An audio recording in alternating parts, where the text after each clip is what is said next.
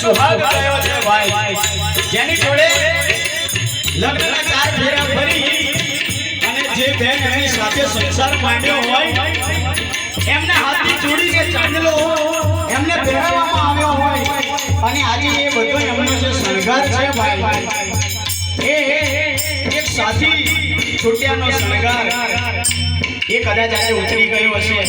મારા સવિતાબેનના કદાચ નાગની નથણી આજે ઉતરી ગઈ હશે, એ એનો શણગાર કહેવાય. ગળાનું મંગળસૂત્ર ઉતરી ગયું હશે, એ પણ એનો શણગાર કહેવાય. અને ત્યારે એની જે વેદના છે એ કેવી હોય કે જીવનની